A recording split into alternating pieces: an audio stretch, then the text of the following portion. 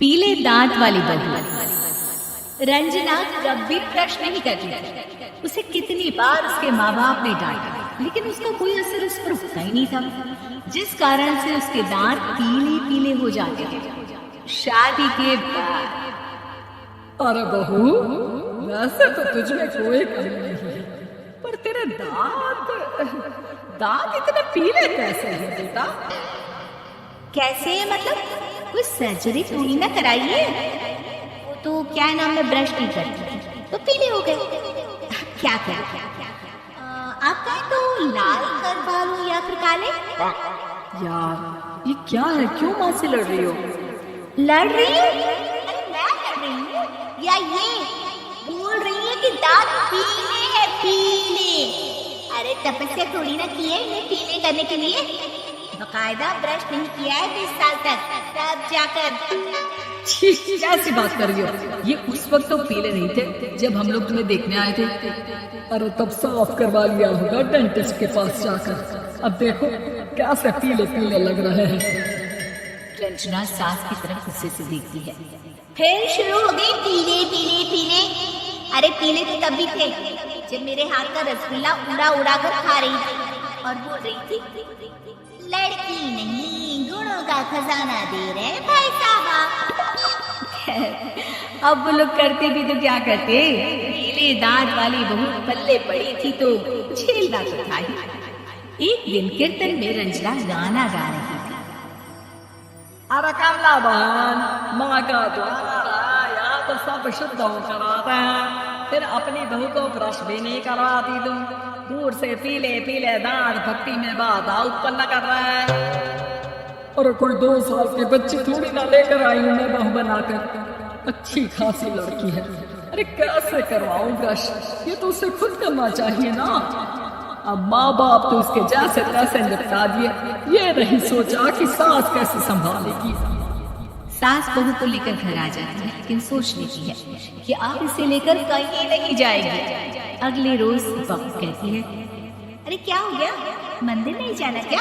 कीर्तन का वक्त हो रहा है। मेरी मधुर वाणी से कान्हा जी जागते और सोते हैं। आप तो जानती है ना इनकी भक्ति में कितना मन लगता है मेरा। वो क्या है ना, तबीयत ठीक नहीं लग रही है मेरी, आराम करूंगी मैं। तबीयत ठीक नहीं लग रही? अभी तो मिथुन के गाने पर नाचन किया और अब बोल रही है कि तबीयत ठीक नहीं लग रही। अरे भक्ति में मन लगा लो सासू माँ, ऊपर जाना है, क्या मुंह दिखाओगी आप? हाँ?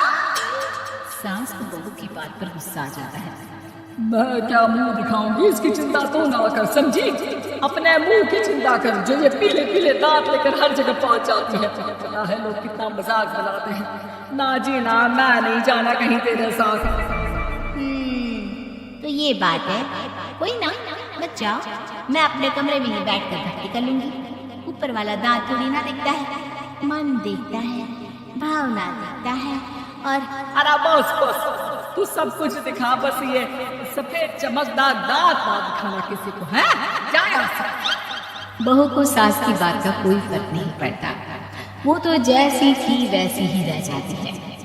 सुबह नहाकर किचन में खाना बनाना, फिर खाना खाना, कीर्तन भजन करना और सो जाना। एक माँ जी, मैं सहेली के घर जा रही हूँ, शाम को लेट आऊंगी।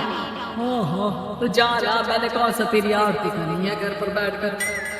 रंजना सहेल के घर जाती है, जहाँ वो पार्टी में जाने की तैयारी कर रही होती है। अरे शिखा, कहाँ जाने की तैयारी कर रही है? मैं गलत वक्त पर आ गई क्या? अरे नहीं यार, उल्टा सही वक्त पर आई है। मैंने ये साड़ी और ज्वेलरी निकाली है यार, शाम को इनके ऑफिस की पार्टी में जाना है।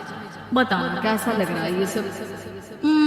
नहीं यार, इस ड्रेस के साथ तो वो वाली ज्वेलरी अच्छी लगेगी। हाँ सही बोल रही, मैंने ध्यान ही नहीं दिया।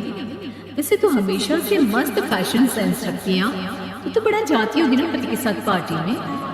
रंजना कुछ नहीं बोलती, बस सोचती है कि यार काश ये बात सही हो जाती, पर मैं क्यों नहीं जाती पार्टी में? क्या इन लोगों की कोई पार्टी होती नहीं होगी? रंजना घर आती है और रात में पति से सवाल करती है, एक बात बताइए, आप मुझे किसी पार्टी में क्यों नहीं ले जाते? क्या आपके यहाँ ऑफिस में पार्टी नहीं होती? पति बेचारा क्या कहता है कि दांत पीले हैं तुम्हारे, इसलिए अरे कोई पार्टी होती नहीं हम लोगों के ऑफिस में, तो कहाँ से लेकर जाऊँ? और मार्केट, मॉल, कहीं वीकेंड घूमना, कहीं तो। अरे यार, सारे हफ्ते में एक छुट्टी मिलती है, तो सोचता हूँ कि आराम ही करूँ। क्यों? रंजना मन मार के रह जाती है। पहले कभी सास के साथ मंदिर जाया करती थी, लेकिन वो भी सास ने ले जाना बंद कर दिया। घर बैठी बैठी रंजना बोर हो जाती है। तभी उसे आइडिया आता है और वो मायके जाने का सोचती है। सासू माँ, 2 दिनों के लिए मम्मी के घर जा रही हूँ। अच्छा अच्छा, ठीक है, आराम से जा। और हाँ, माँ से कुछ अच्छी आदत सीख कर आना कि कैसे शरीर के हर भाग की तरह दांतों की सफाई भी जरूरी होती है, समझी? शुरू हो गई ना। वो लोग आपकी तरह नहीं है कि छोटी छोटी बात का बतंगड़ बना दे। उन लोगों के लिए मैं मायने रखती हूँ, ना कि मेरे पीले पीले दांत। रंजना माँ को बिना बताए उन लोगों को सरप्राइज देती है, लेकिन जैसे ही वो दरवाजे पर पहुंचती है, अंदर देखती है कि घर वाले कहीं जा रहे होते हैं। अब माँ, काश रंजना दीदी के दांतों वाली प्रॉब्लम नहीं होती, तो वो भी हम लोगों के साथ चलती ना बुआ जी की बेटी की शादी में। हाँ बेटा, लेकिन अब उसे कौन समझाए कि उसको उसके पीले दांत नहीं दिखते, लेकिन उसके आसपास के लोगों को कितना एम्बैरेसिंग फील कराते हैं। मुझे तो कितनी बार उसके स्कूल की टीचर ने शिकायत की कि उसके साथ कोई लड़की बैठना भी नहीं चाहती, और ना ही कॉलेज में कोई उससे बात करना चाहता था। लेकिन पता नहीं क्यों उसे ये बात समझ में नहीं आती। कोई कमी नहीं है उस लड़की में, बस यही के दांत पीले हैं। वो तो भला हो जीजा जी और उनकी माँ का, जो दीदी को जैसी है वैसे ही रखा हुआ है। रंजना को अपने घर वालों की बात सुनकर बहुत दुख होता है। वो सोचती है कि वो क्या करेगी, लेकिन फिर वो सीधा डेंटिस्ट के पास जाती है, अपने दांत चमकाती है और कसम खाती है कि वो रोज ब्रश करेगी। अरे क्या हो गया? तुम तो 2 दिनों के लिए गई थी ना, पर कोई ना, अच्छा है, चलो आ गई तुम। रंजना सास के सामने आकर खड़ी हो जाती है और पूरी स्माइल करती है, उसके चमकदार दांतों को दिखाती है। चले मंदिर।